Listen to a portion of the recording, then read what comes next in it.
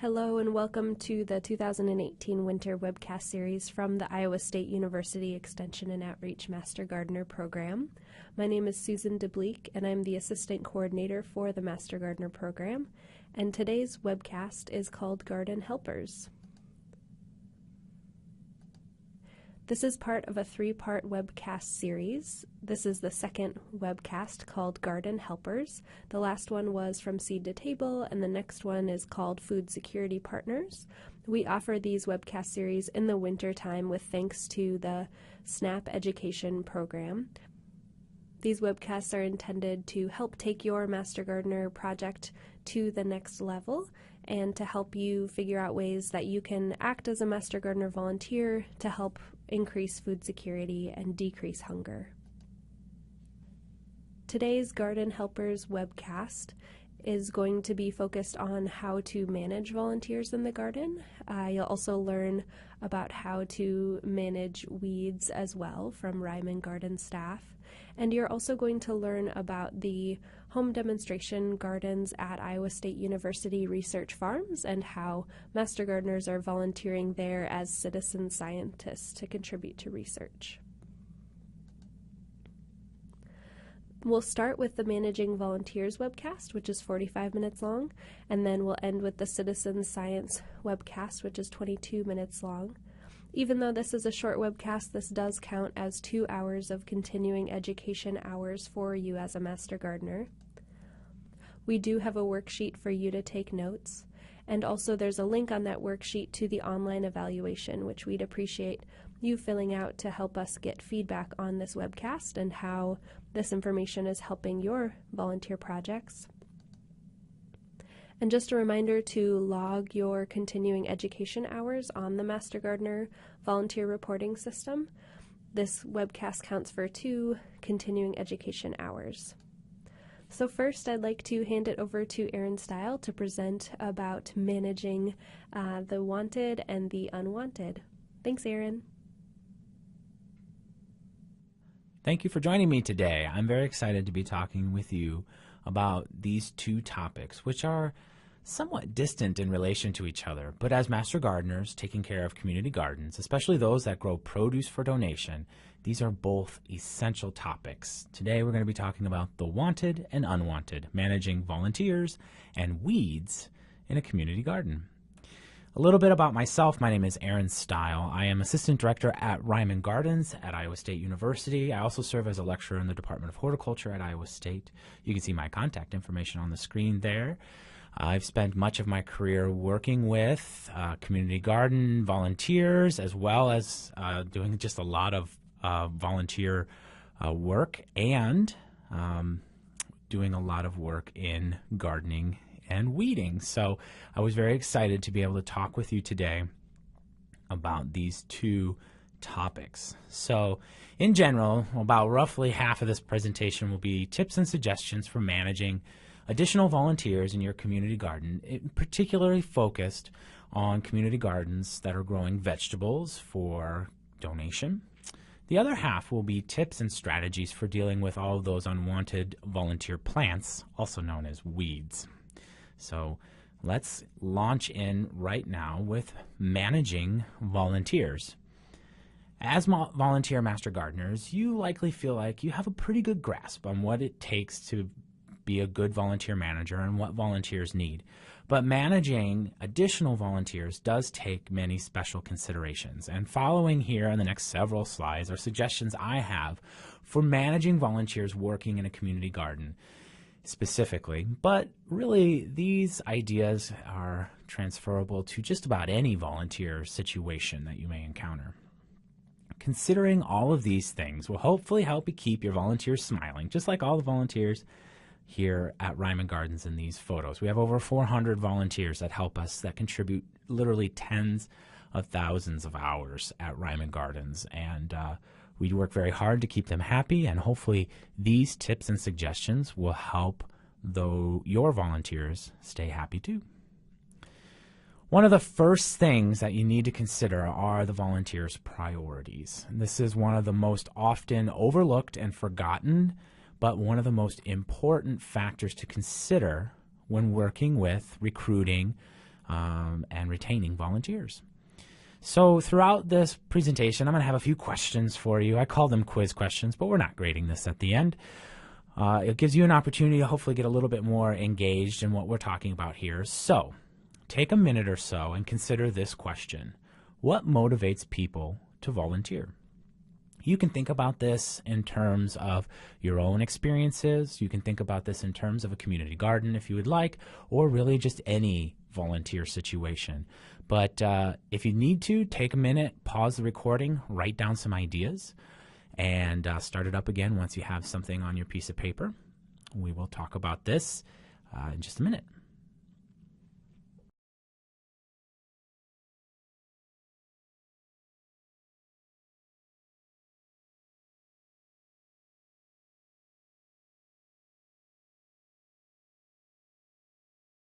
Write down.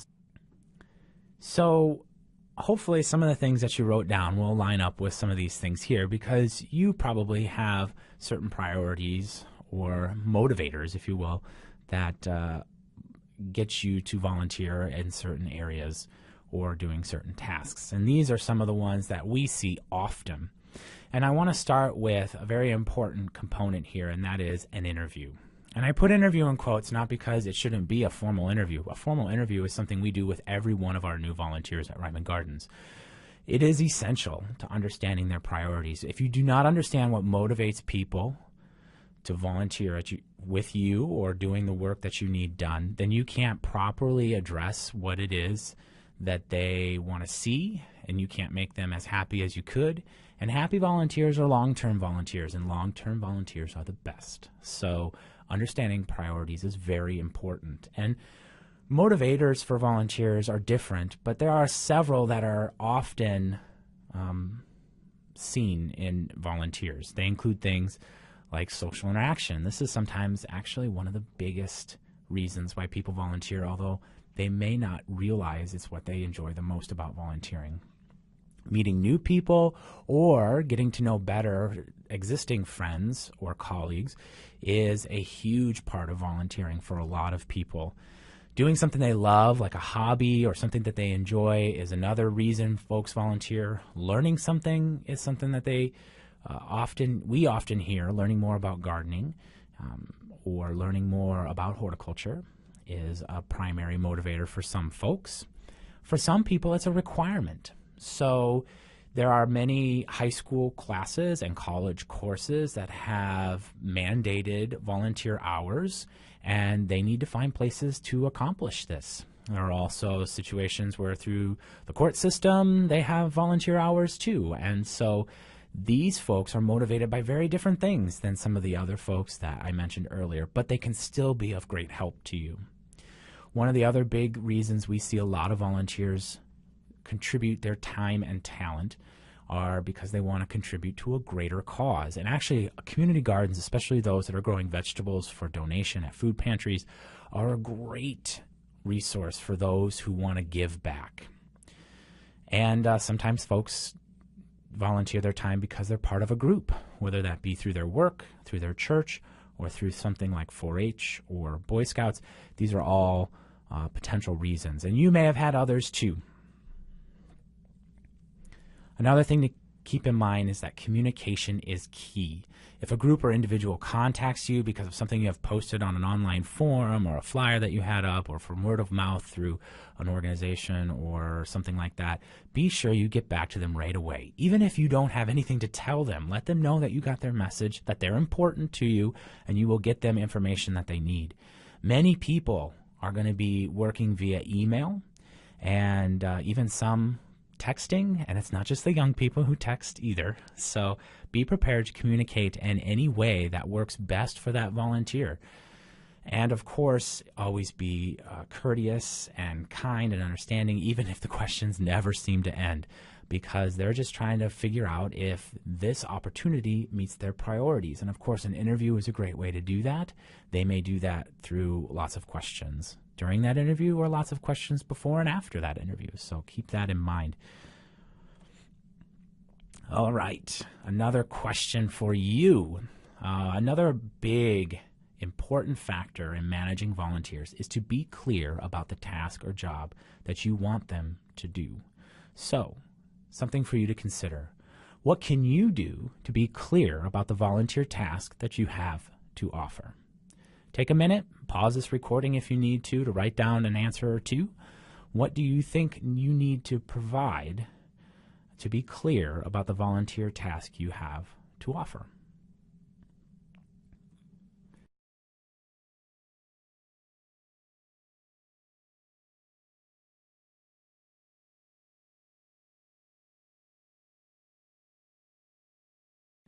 All right. Well, there are lots of things that I have here, and you may have had some additional ones, but these I think are very important.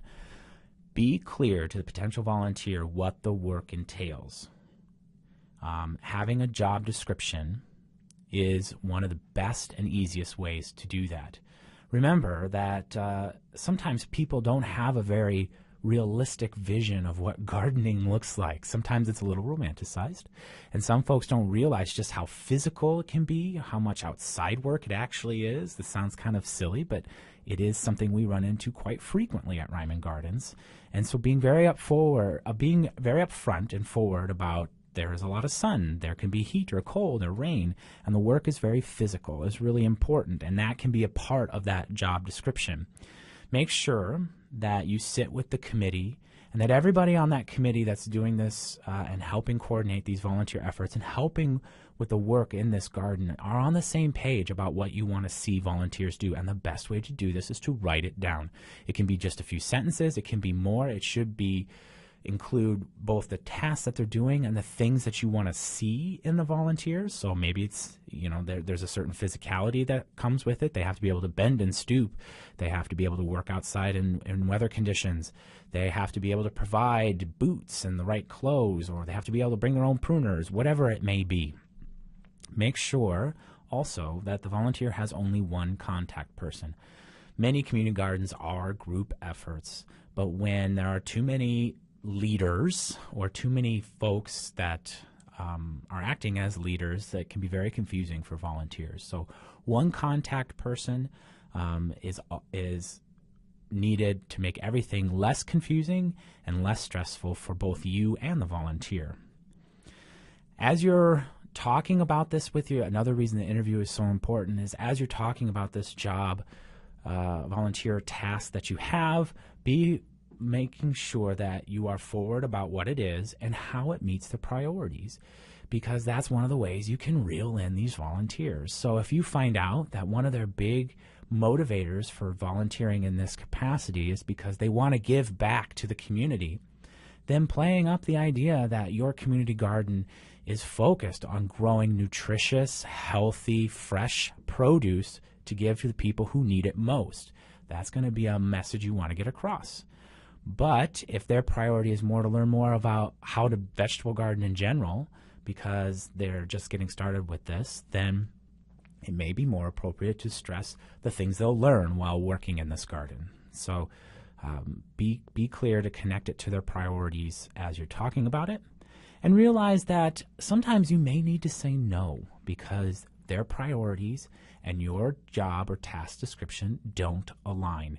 And it can be simple things like you have a group that contacts you and they have 50 people and they want all 50 people in the same spot, and you don't even have room for 20 people to stand, let alone 50 people to work. Unless they can be flexible and have their group split up, this isn't going to be a good thing. Their priority of having 50 people there to volunteer and your job description don't align, and it's okay to say no. Nobody wants unhappy volunteers. They're harder to work with. They are not likely to come back, and they're not likely to enjoy the experience. And that's none of these things are things you want to have. Documentation is important. It helps you, and keeping track of contacts and other essential things is really important for thanking volunteers, both during and, in particular, after. So document, document, document. There are many online resources that can help you with this. Not only can they help you collect information about the potential volunteer, but they can also help you schedule those volunteers. And a quick Google search of volunteer management websites or volunteer calendars, those kinds of things, will come up with dozens of options, some of them free, some of them not. And they can all be evaluated and used. But online resources, while maybe a little intimidating at first, often do save a lot of time and can help a lot with communication, which is, of course, important. At the very basic, you want their name and some way to get a hold of them, phone number, email, whatever it might be. And this can be collected on a simple sign-in sheet. You want to have emergency contact information. Remember, the work in the garden is physical, and you need to be sure that you can address any issues and contact anybody if any issues arise. And finally, it is very important to keep track of when and how much they work. It's important for you as an organizer of this endeavor of a community garden, because you need to know how much time this effort takes for planning into the future. And it's important for many volunteers, because remember, one of the things that some volunteers need is they're volunteering. Their priority is because it's a requirement. And that often means you're going to have to sign off on the hours and times that they were there. And the only way to know that is by keeping track of it. And again, a simple sign-in sheet can do this. Or you can utilize scheduling software or other online resources. Training seems obvious, but it is often not considered until the volunteer is standing right in front of you, waiting to get started. And careful consideration of training before you get started is good. An overview or orientation can help not only outline the task at hand, but to be sure they know what to do and provide clarity in training. And you can do that through the interview process if you want beforehand. And it's important to remember that you can't assume everybody knows how to do the task. Even the most simplest of gardening tasks to the uninitiated are not very clear. So, for example, watering. It may seem easy, but at the very basic, even if they know everything about watering, they're still going to need some training on where the hose and spigot are. But even if they don't, then do they know to keep the foliage dry? Do they know how much and how long to water certain plants? Do they know to watch the hose so they don't sweep and crush bunches of plants as they're moving it through the garden? All of these things are important things to consider in your training and should be addressed. Because when you do that, when you have proper training, everybody is more comfortable and enjoys the situation more. Both you, as somebody who's in charge of this endeavor, and the volunteer. It also ensures that the task is completed correctly. If you don't train, for example, how to harvest squash very well, even though it seems very straightforward, pull the squash off of the plant. But if you don't teach them how to properly cut it, where to cut it, how to treat it afterwards, it can drastically reduce its longevity or shelf life, and that's not something you're looking for. So training can be very beneficial. And if you're worried about going too basic or offending somebody, keep in mind that training should not be something that you read to somebody, but a conversation with somebody where you're asking questions. If you ask a few questions and you realize this person has a master's degree in horticulture, then maybe you don't need to spend as much time on watering as you thought. But if you find out that this person has only been in a garden once with their grandma when they were 8 years old, then you can go into more depth. So training is essential and should not be a last-minute consideration. Both documenting and training are essential too for keeping people safe. And you must be diligent about safety. And it's why I pulled this out. If you do good training and if you do good documentation, you're well on your way to making sure people are safe. But watching people as they work, correcting anything that you see that isn't safe, like an improper use of a tool, making sure that you have some basic necessities or amenities for people, like water on hot days can help people stay safe, first aid kits within reach, because sometimes people get hurt doing gardening. Safety needs to be a priority because nobody will volunteer if they think they may get hurt while they're doing it. So you got to make sure that they feel safe. All right, make it easy and comfortable. This is another probably top 3 for me in terms of things that you need to do to have both happy volunteers and return volunteers. And as I mentioned before, return volunteers are the best. So, something to consider. What things can be done to make volunteering easy and comfortable?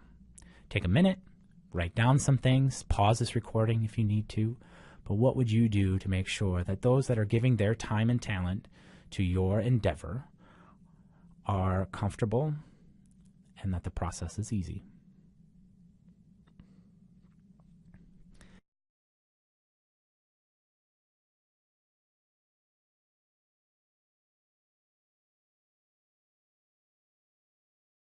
So many of you probably have many of these things potentially on your list. Providing all the pre-volunteer information is really important.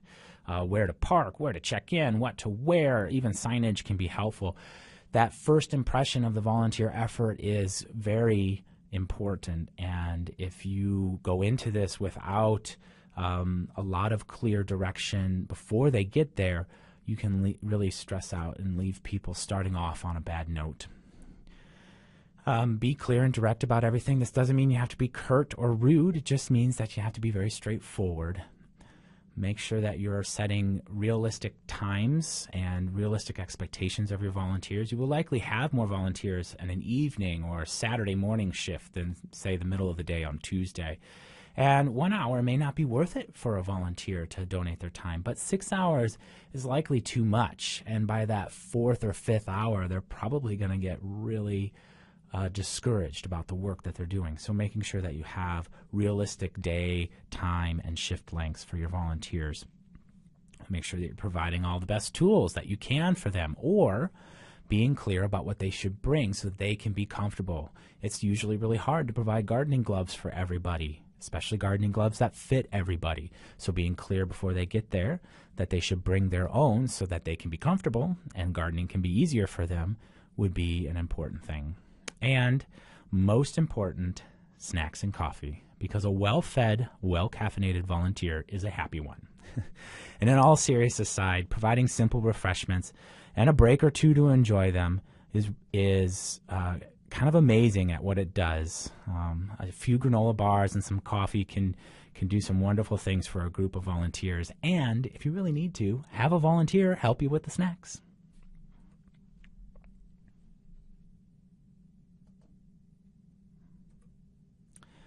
Another really important consideration is to keep them busy. Be prepared. There is nothing worse than having a group of volunteers standing around with nothing to do. They're giving you a very precious commodity for free, their time, so don't waste it. Come early, be prepared, have everything laid out, and have a game plan written down or in your head, but make sure that you are ready when these folks arrive to get them going right away. And one of the best ways to do that is to have a task list and make sure that that task list is longer than what can possibly be accomplished during the time that you're having these volunteers there, because there are times where you can be amazed at how efficient volunteers are. And there's nothing worse than sending a group of volunteers home early, especially if you know there is more that can be done if you would have just been prepared. So keep them busy. Once you've got them trained and started and they're busy working, don't disappear. Check in often. Volunteers can't replace you. They can only help. So be sure you're around to answer questions as they go. Ideally, you'd work alongside them, but not on a task that can't be interrupted, but something that you can do alongside them that you can be prepared to stop and help or answer questions, especially in that first half hour or so when most of those questions about what they're doing might arise. Make yourself open and easy to find so that questions can be easily answered. You can do this in a corny way by wearing a kooky hat or a brightly colored shirt, or you can just make sure that you position yourself in a spot where everybody can easily spot you. But making sure that everybody knows that their questions will be answered even after training is done can make the volunteer experience much better. All right. I would argue that creating a social atmosphere around volunteering is very important. Why would this be beneficial? Take a moment, write down what you think, pause this recording if you need to, but why is it beneficial to create a social atmosphere?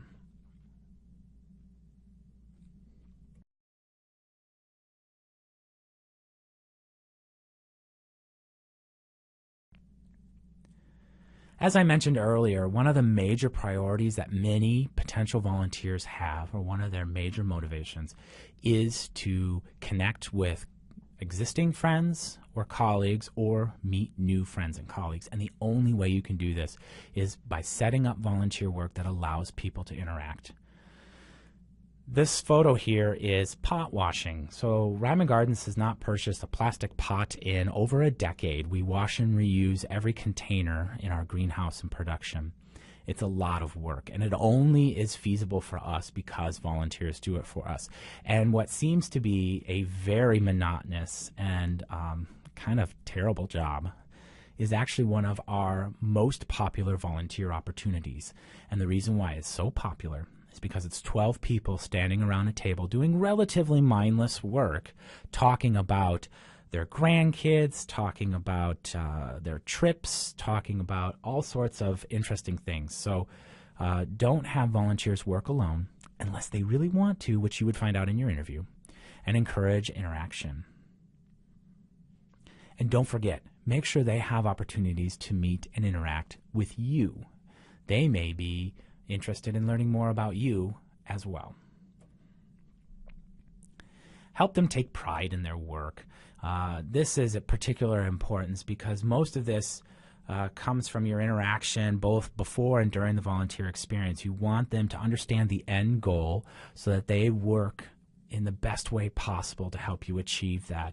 And in particular, those people who are motivated by the end goal, or people who are doing this for the greater good. A community garden growing produce to give to food pantries is a great story. So help them understand that. It will help them take pride in what they're doing. Make sure you're sharing successes both during and after their volunteer opportunity, and make sure they get excited about their mission. If they understand it, they will love your cause. With all of this love for your mission and amazing social interaction, they may want to volunteer a lot. And be careful to not let volunteers overcommit. Just like a Thanksgiving meal, sometimes we get too much of a good thing, and it can hurt long-term commitments. And remember, long-term volunteers are the best ones. So be sure they work just enough that they can help, but don't overwhelm themselves and keep coming back for years to come. Often, those volunteering because of a requirement can be really problematic here because they're not often realistic. Help them understand why 20 volunteer hours can't happen in 2 days, even though you have 45,000 tulip bulbs to plant. Here's a photo here of, it takes us over a week to plant all these bulbs. So make sure that you do this right, and if you do, and they have good experiences because they're not completely burnt out, they may even contribute time beyond their requirement, which of course is a huge bonus. It's important to be flexible. Many volunteers come as part of a work, church, or civic organization, often in big groups. And while normally you may be set up for 2 or 3 volunteers at a time, be flexible and creative enough to engage, say, a 4-H club of 12 people. With a little planning and flexibility, they can do a lot of great work for you, even though it's not your normal kind of mode of operation. And also remember that most of this work for community gardens is outside. So a plan B is really important for the weather. It could be an alternate job if the weather is not appropriate, or it could just be a really well thought out procedure for timely cancellation and reschedule of volunteer work or shifts. And finally, make sure that you're prepared for no-shows as a plan B. If you absolutely need 3 people to do a task, and one of those persons who said they were coming doesn't, what can you do with the 2 that did show up? And maybe this is obvious, but sometimes it's hard for us to remember to be sure to always make these changes with a smile. No one wants to work with a volunteer that's grumpy, and people often have modifications that need to be made because of something that you or the volunteer cannot control, like the weather. So roll with the punches and enjoy the process, because you know changes will come, and they will happen.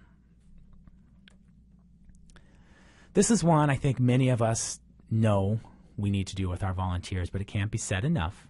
Make sure you say thankful. It can actually be difficult to say thank you too much, especially when it's genuine. Do it both during and after the experience, and if you need to, even set a calendar reminder to send that email to thank them after they're there. These people are giving their time and talent, so be sure to say thanks. Appreciation is one of the biggest things that leads to repeat volunteers. And of course, have fun, because this is fun. And being positive and engaging with people helps a lot, bringing new volunteers back. This is a great way to learn new things about new people, spend time with different age groups, both older and younger, or folks with different backgrounds. And you should enjoy that, because you don't get those opportunities every day. And your volunteers will enjoy that too. Learning about the grandkids or the coursework that they're taking, all of those things can help volunteers have a lot of fun. And volunteers that have a lot of fun come back. All right, so hopefully those tips and suggestions can really help you out in managing volunteers that help you in a community garden setting, and really just about any setting. But now that we've talked about volunteers and the things we want more of in volunteers, let's talk a little bit about something we want less and less of in a community garden, and that's weeds. So we're going to really switch gears here and talk about a very different type of topic. Remember that a weed is any unwanted plant, regardless of what species of plant it is. If it's not supposed to be there, it's a weed. And controlling those plants is a very important task for producing good vegetables, for having pride in what you're doing, and growing healthy plants. So one of the things I want to kind of throw out there is it is really best to approach this with the right frame of mind. And what I mean by that is, remember, no garden will be 100% weed-free. So everything we're talking about here today is about management, weed management, not eradication. Weed eradication is impossible. So if you can just change that frame of mind a little bit, it can go a long way in making this very important task in the garden more manageable and enjoyable for everybody involved. So the next several slides give some ideas on weed management in vegetable gardens in particular, although many of these ideas can obviously be applied to a lot of different garden situations. Start with mulch. Mulch is one of the easiest and most effective ways to control weeds. Anything to cover the soil can be beneficial. And in a vegetable garden setting, ideally it breaks down quickly so that you can have easy transitions from year to year. Remember, nearly all vegetable gardens, unless it's asparagus or rhubarb or something like that, is an annual space. And so you'll likely do something very different next year. You don't want a lot of difficult to deal with mulch getting in your way. So things like leaf mold, which is partially composted or nearly all composted leaves, grass clippings, cocoa hulls, straw, all of these things are loose and break down relatively quickly throughout the season, can make really nice mulches to help suppress weed growth. I like to use some of these mulches like leaf mold or cocoa hulls in conjunction with paper. And it can be as simple as newspaper, or you can buy things like planter's paper, which comes in a roll. You roll it out, you punch a hole through it, plant through that hole, cover it with this mulch, and you are essentially weed-free most of the season. Cardboard can work well. Plastic is used a lot in commercial operations and is extremely effective, but you have to pull it up and throw it away every year. And both cardboard and plastic often need some special irrigation considerations, in particular plastic, because without that special irrigation consideration, those plants aren't getting enough water. Work your best to minimize soil disturbance. You really shouldn't have bare ground, but if you do, and something will grow there. And light hoeing, what I mean by that is the very top soil surface can be loosened to help aid in drying out, which can help lessen seed germination. But tilling and turning the soil throughout the season will not only chop up and propagate certain plants and their roots, but it will also unearth dormant buried seeds that will then be allowed to germinate. So when possible, don't disturb the soil. Whenever possible, too, reduce or even eliminate overhead watering. Only water what you're growing, because if you're watering anything else, they're weeds. This is also beneficial for disease issues, so you can cut down on wet foliage. So it's got other good things. It also helps with good water conservation. And drip irrigation systems are a little bit of work to set up every year, but in the long run, they often save you a lot of time. And so they're very positive and worthwhile endeavors in the vegetable garden, both for weed management and for a multitude of other things like water conservation, disease management, and other things. Try planting in blocks instead of rows. More soil surface is exposed when you have rows because in between every row of plants there's open soil that has sunlight shining on it that allows for seeds to germinate. Planting in blocks, say 2 by 2, definitely not any bigger than 4 by 4. You need to be able to reach the center of the block from all sides if it's that big. Planting in these blocks can have better soil surface cover with the foliage of the plants, which means less weed germination and growth. I also think that blocks are sometimes easier to manage, and I also think that blocks allow for easier crop rotation throughout the garden, so they have those added benefits as well. You, of course, should never let weeds get out of control, but if they do get big enough to set flower, at minimum deadhead. You want to reduce that seed bank. Anything that goes to seed is going to be even more trouble in the future. Never let a weed go to seed. Take 5 minutes and cut all the flowers off if you can't get them pulled. Bare soil will always be covered by Mother Nature, and our vegetable gardens in particular tend to have a lot of bare spots. A cover crop can be beneficial because not only does it provide organic matter and even kind of a mulch, depending on how it's managed, but it can also prevent non-desirable plants from establishing by outcompeting them, especially during the season that the vegetable garden isn't used extensively, say the late fall, winter, and early spring. Just be sure that before you step into the world of cover crops like this winter rye here, that you have a quote-unquote exit strategy. And what I mean by this is make sure that you understand how to manage that crop as a cover crop and how to terminate it at the end. If you don't know how to do that, or if you don't do an effective job of that, your cover crop will become your worst weed. So have an exit strategy. This one seems a little tangentially related to weed management, but the reason why planting in raised beds can help, there are 2 reasons. One is the better drainage allows you to put plants closer together, and the tighter plant spacing increases soil shading, which reduces the amount of weeds that can germinate and grow. And often when we build raised beds, we're starting with some really great clean soil that is relatively weed-free. So we're starting off with a nice clean slate. And of course, starting with a clean slate, that's a good segue here, is very important. You need to eliminate as many weeds as possible before you get started. It's a lot easier to deal with weeds when there are not all the desirable vegetables and other plants in that area than when they are there. So be sure that you control existing weeds, and you can use any method you're comfortable with. So that may be a herbicide. It may be a sod cutter, or some other type of pulling or physical control. You could try smothering. Laying cardboard down in the fall, letting it sit all winter can smother and kill plants in that area, allowing you to start with a clean slate. So be sure that you start with an ounce of prevention, because it is definitely worth a pound of cure. I may have, mulch is really important and is one of the best ways to help with weeding, but I think this may be number 1. Be persistent. It is much more effective and efficient to spend 10 minutes a day weeding than 2 hours once a week. So doing a little weeding all the time will allow you to not get burnt out on the task, and it will also allow you to keep ahead of the task, because getting behind on weeding is one of the hardest things to deal with.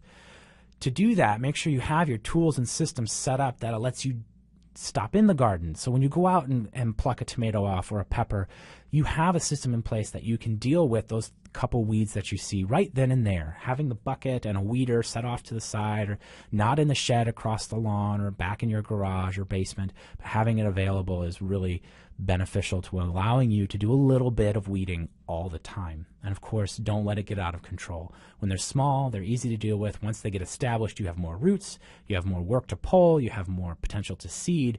It's just all more work. And remember that in particular, if you don't start with a good clean slate, the first couple of years are going to be the hardest. Be persistent. Deal with it as best you can. Because it's a vegetable garden, we often shy away from herbicides and other chemical controls, but as long as they're used appropriately, they can be very effective at controlling both for bed prep in the spring, say, or for very challenging situations. Just remember that drift can be an issue for non-selective post-emergent herbicides like glyphosate or Roundup, and pre-emergent herbicides. A lot of people are familiar with a product called Preen, but other pre-emergent herbicides prevent seeds from germinating. So the timing is very important in terms of the application, and it can't be used with some crops, especially those that are started from seed. So make sure that you always read and strictly follow the label directions, especially since we're talking about food we're eating. And if chemical control isn't your thing, pulling by hand is probably the most effective way to weed, although it's probably one of the more labor-intensive ways to do it. So make sure that you have a lot of hands to help you out, and you have your favorite tool to help. Minimizing soil disruption is really beneficial with this for the reasons I mentioned earlier, and sometimes when weeds are quite large, you can turn up a lot of soil pulling it out. So maybe that weed is best controlled with cutting off at ground level and a herbicide treatment instead of turning over all that soil. Or maybe it is worth it for you to turn over that soil and potentially get more seed germination, but you'll keep up with it and do better. One of the oldest gardening tricks in the book requires a little bit of planning but can make your life a lot easier when it comes to pulling weeds, and that's to weed about 24 hours after a good rain. Alternatively, if it hasn't rained in a while, you can just irrigate 24 hours before you plan to do weeding, and this will make pulling out weeds much easier. And of course, there are lots of tools that you can use, and when you have volunteers and you want them to help out, giving them these tools can be really beneficial, and everybody has their own favorite. Maybe it's a dandelion digger, also called an asparagus knife, or a cobra weeder, or I'm sorry, a fishtail weeder. Maybe it's a soil knife sometimes, or a hori-hori knife, which is a very similar type of tool. People love cobra weeders, or what we at Reiman Gardens call a hand Dutch hoe, is also called a hand triangle hoe. This is a very favorite tool of some of the horticulturalists at Reiman Gardens. You also have things like a Cape Cod weeder. Sometimes just a simple pocket knife is a go-to tool of choice.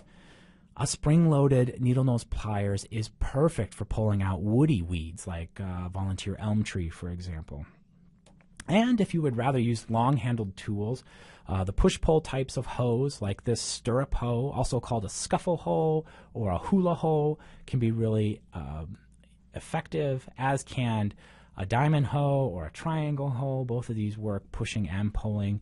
If you need something with a little bit more precision, a collinear hoe can be very good addition or tool to use. And of course, you have your good old-fashioned garden hoe. And these are just the surface. There are all sorts of different types of garden tools to help you with this task, and finding your favorite and using it can make weeding much easier.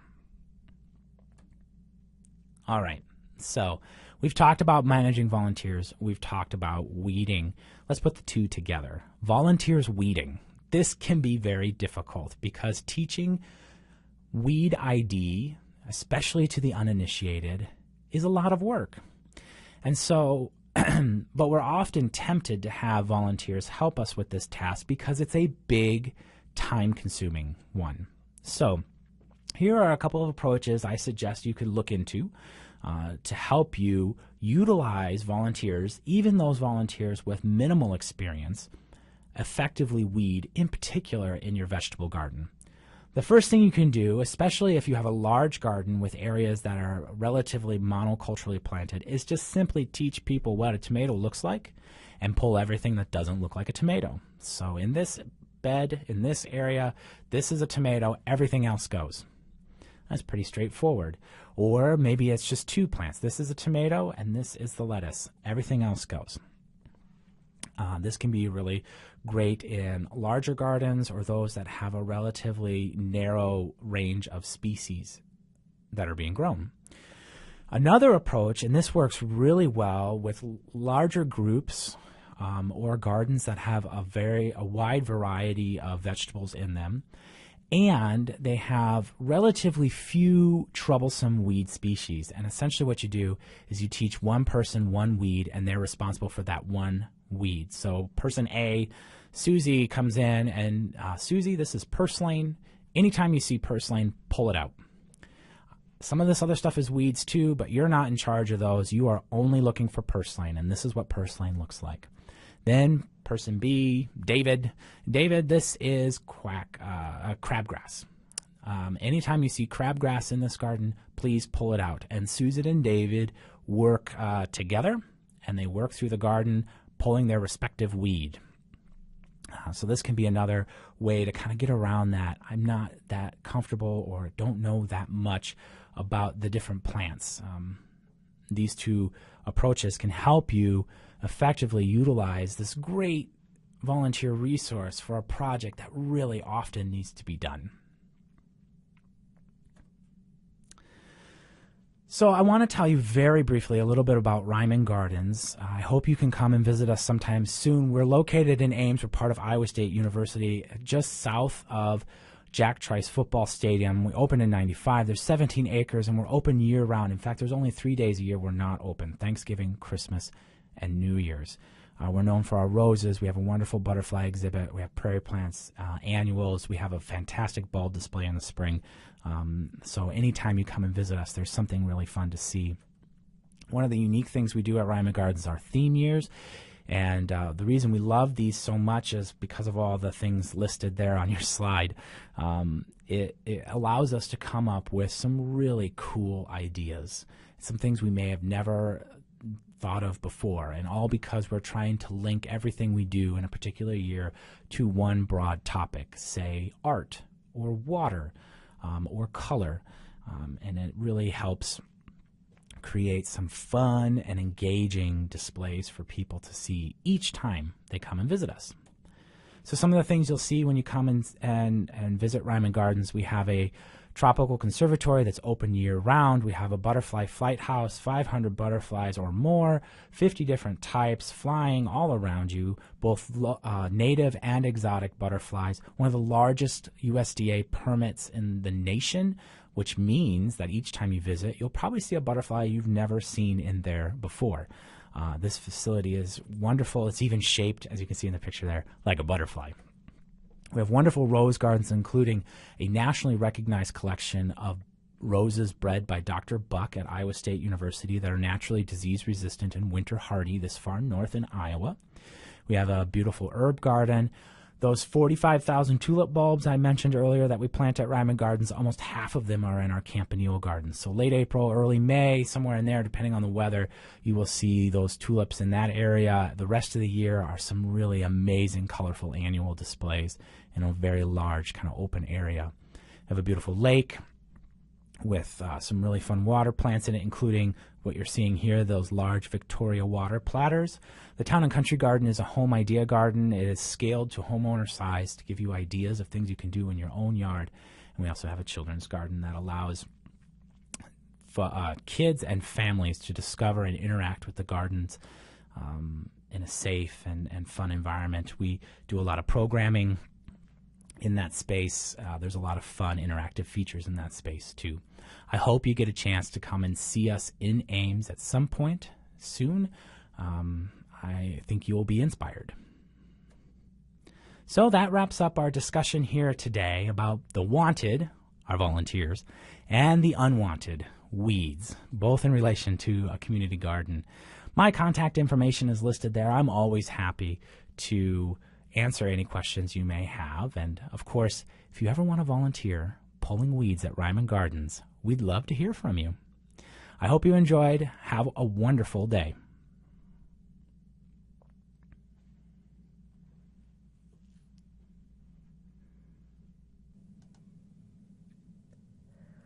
Next, we're going to be hearing from our graduate student, Laura Irish, about how Master Gardeners are volunteering in the home demonstration gardens at Iowa State University Research Farms.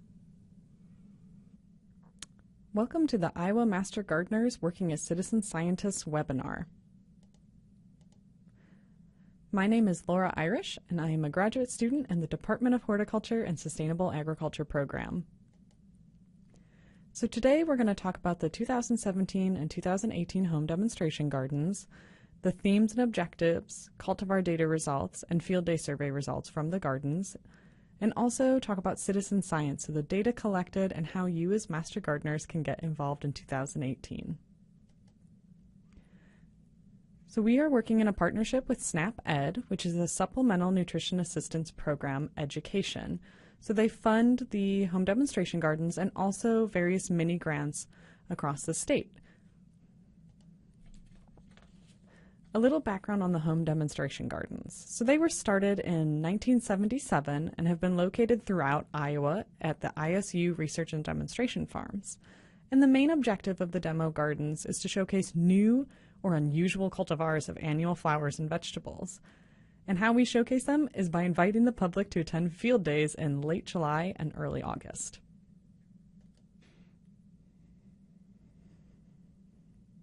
In 2017, the home demonstration gardens were located at 6 different farms across the state. So you can see them all the way in the northwest corner down to the southeast. We had 2 themes in 2017 for the home demonstration gardens.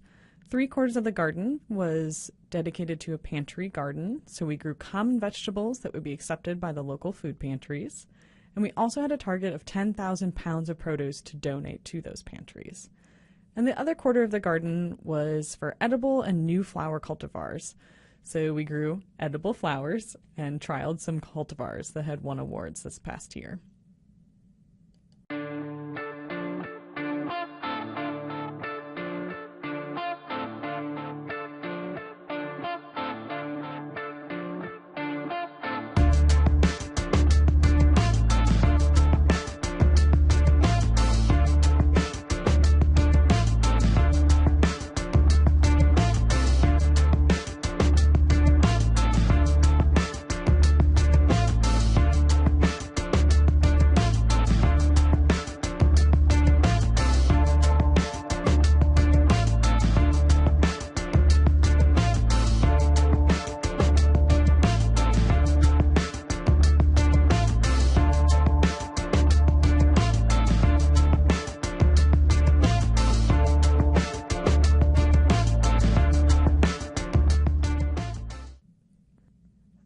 So for the pantry donation portion of the home demonstration garden, we looked at crops that had been requested by some local food pantries in Iowa.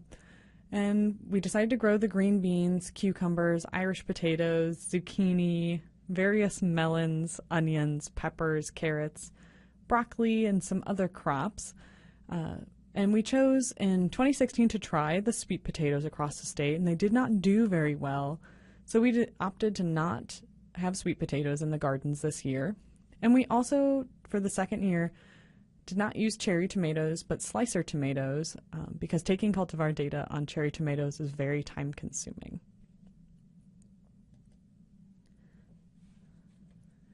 So the pantry garden objectives for 2017 was to donate fresh produce to local food pantries, was to increase awareness of food security in Iowa, and also trial several cultivars of vegetables. So the first objective for the home demonstration gardens is to donate to local food banks or food pantries. And so in this graph, you can see the breakdown for each of the 6 farms in the total amount they harvested, which is indicated in blue, and the orange, which is the total amount donated to the pantries. So the harvested, the blue bars, represent marketable and unmarketable produce. So the gap between the top of the blue and the top of the orange for each farm is the amount of unmarketable produce that was harvested and measured, which is used for the cultivar trials that we'll talk about in a little bit. Overall, the home demonstration gardens in 2017 donated 11,454 pounds of fresh produce to local pantries, which is an amazing number and overshot our goal by 14%, which is amazing. So we're very proud of our master gardeners and the ISU research farm staff for their help. We also engaged 26 food pantries from the home demonstration gardens, and almost all of them were within 20 miles of the ISU research farms that the gardens were located at. And the master gardeners were able to donate 1 to 3 times per week during the growing season. The estimated number of servings is based on 3 servings per pound of produce, which is what SNAP-Ed uses. And so the home demonstration gardens served over 34,000 servings to Iowans, which is amazing, and 6,000 more servings than last year. The entire SNAP-Ed project, which includes the home demonstration gardens and the mini grants, donated over 224,000 servings of produce, which is 30,000 servings more than in 2016. The second objective of the home demonstration gardens is to increase the awareness of food insecurity in Iowa. And we did this by hosting field days at each of the 6 home demonstration gardens across the state. After the presentations, we asked attendees to fill out a survey about their experiences with food security. We had about 300 to 400 attendees in July and August this year, and I had 140 surveys completed. The surveys were 25 questions long, with 20 close-ended and 5 open-ended questions. So one of the questions we asked was how knowledgeable the attendees were of food security in Iowa. And before, if you look at the blue and the yellow slices of the pie, you can see that 40% of the attendees knew very little to nothing about food security in their area. Whereas after, they indicated, 84% of them indicated that they had somewhat to a lot of knowledge about food security, which is an amazing gain in knowledge. We also asked attendees how comfortable they were discussing food security before and after the field day. So if you look at the before pie graph, you can see that over 50% of the attendees had very little to no comfort discussing food security, as indicated by the blue and yellow sections of the pie chart. But after, we see that over 70% of field day attendees were somewhat to very comfortable discussing food security, which is an amazing increase in comfort to be able to have these discussions.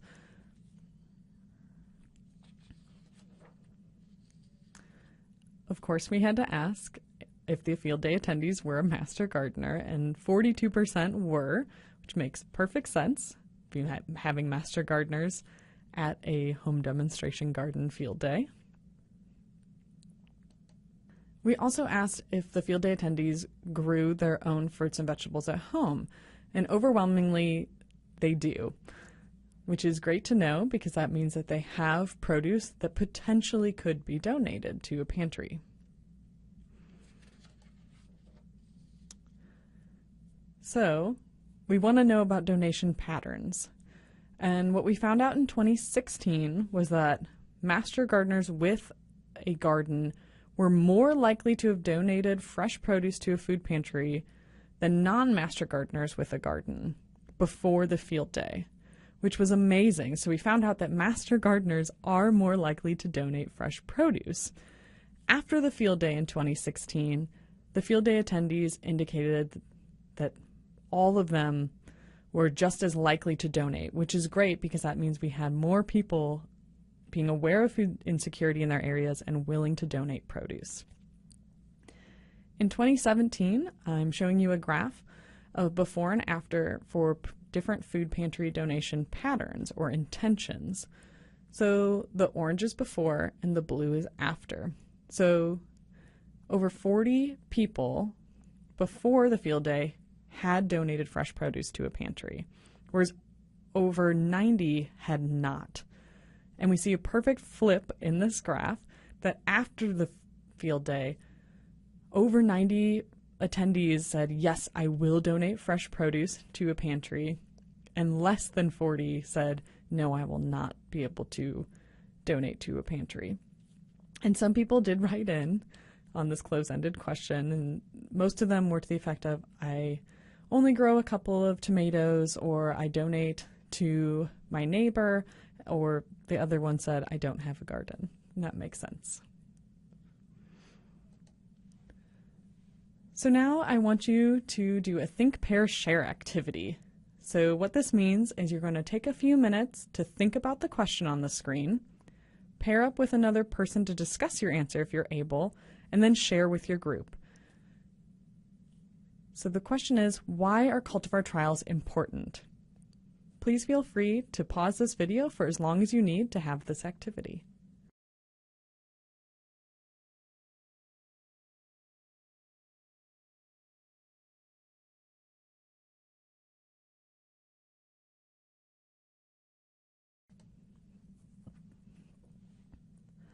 The third objective for the home demonstration gardens was a cultivar trial. So we decided on 39 different cultivars of 14 different fruit and vegetable species. Pictured on this slide, you can see 3 of the cultivars we grew in 2017. One was Mini Love Watermelon, which is a personal-sized watermelon. We have Chef's Choice Orange, which is an All-American Selection winner, and also Suyo Long, which is a cucumber that is trellised. So one of the species that I'm going to show you data on today are green beans. And what's important to notice about this graph is that we're looking at the percent marketable by the weight and by the number of beans that are collected or harvested from the gardens. We have 3 cultivars, Aldrin, Kentucky Wonder, and Top Crop. So you can see that by far Aldrin has a higher percent marketable by both the number and the weight when compared to Kentucky Wonder and Top Crop. What's really interesting is that at all 6 of the gardens, 122 pounds of Aldrin and 122 pounds of Top Crop were donated to pantries, but 175 pounds of Kentucky Wonder were donated, which means that Kentucky Wonder, something that is grown on trellising, might be a better option, even though it has a lower marketable percentage than Aldrin or Top Crop does. We also looked at the 2 cultivars of cucumbers. And as you can see here, that the percent marketable by number and weight of both Slicemore and Suyo Long are fairly similar. What we did have was 962 pounds of Slicemore donated to the pantries, with 783 pounds of the Suyo Long being donated to the pantries.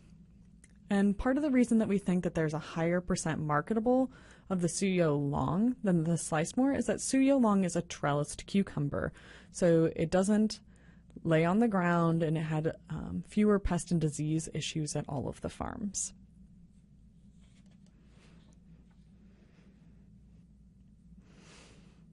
We also looked at 4 different potato cultivars, and you can see from this graph that Strawberry Paw, which is in yellow, had a significantly lower percent marketable by both number and weight than the other 3 cultivars.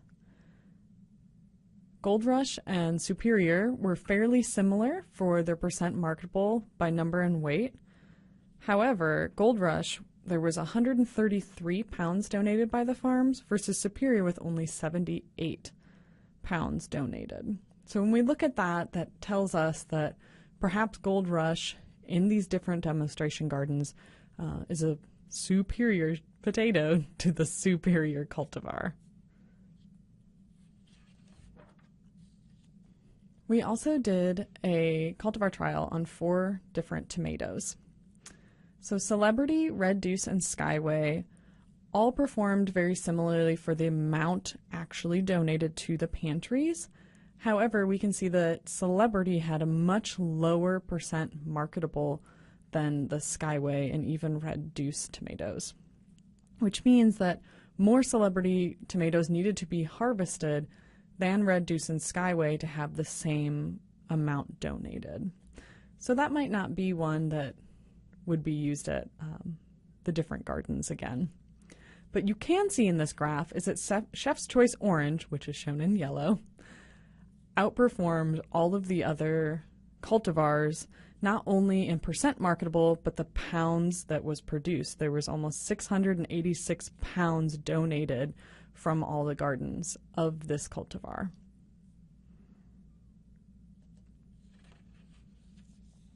So a summary of the cultivar trial.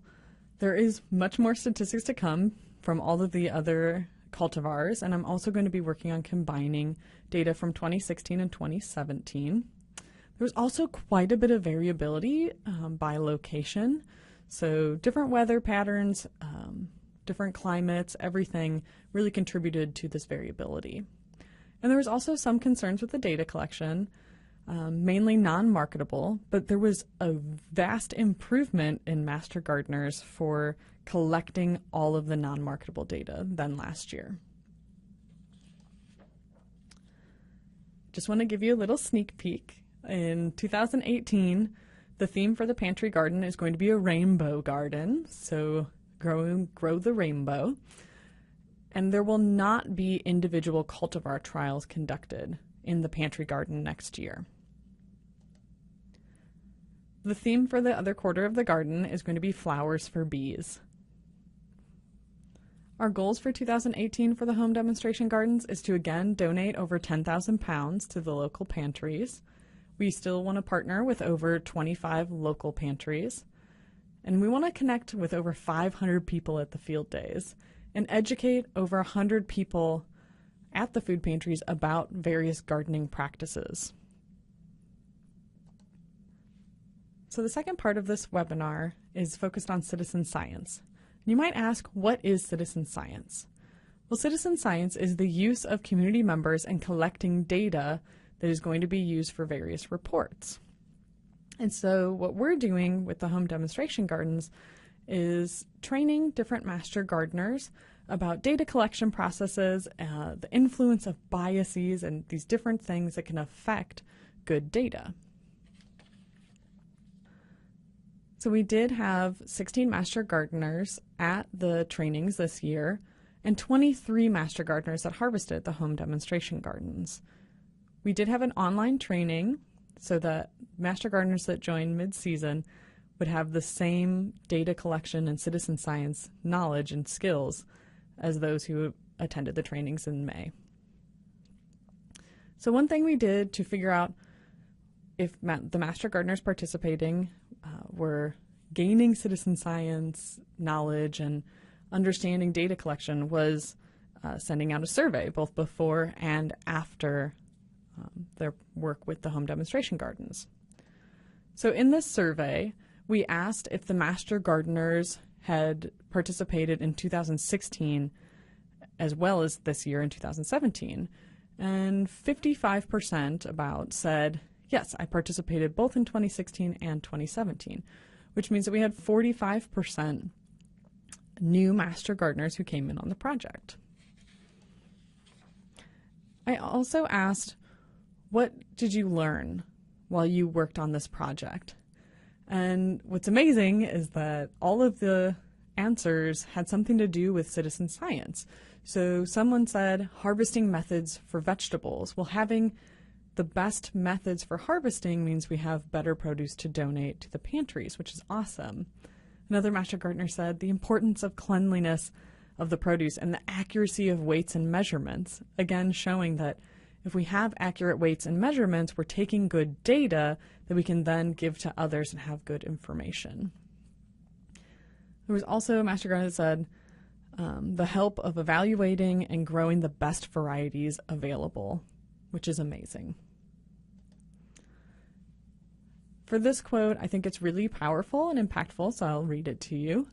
So before working on this project, I had very limited understanding of food safety practices. The training for project participation and the experiences with processing the vegetables that we harvested greatly increased my knowledge and skills for safe handling of foods. Working alongside other master gardeners and support from research station staff and students expanded my knowledge of a wide range of plant cultivars and growing methods. So again, by participating in these citizen science projects, master gardeners are gaining knowledge that they otherwise may not have found. I also asked what accomplishments the master gardeners felt after participating in a home demonstration garden. And one master gardener said, "The garden yield was great this year, making it possible for us to deliver a large amount of fresh produce to the food pantry. I have a feeling of satisfaction knowing that I was part of an effort that provided healthy food to many people." So we have master gardeners knowing there is food insecurity in my area and we can positively impact it. So next year, for part of the citizen science projects at the home demonstration gardens, we are not going to do cultivar trials as we've done the last 2 years, where master gardeners needed to both count and weigh marketable and non-marketable produce. Instead, we are going to do yield comparisons based on the 20-foot rows that are planted.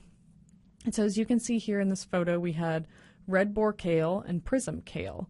So instead of counting all the leaves and weighing, it'll be the total amount weighed in a 20-foot row that is donated. So we'll still get a little bit of information, but not specific cultivar data.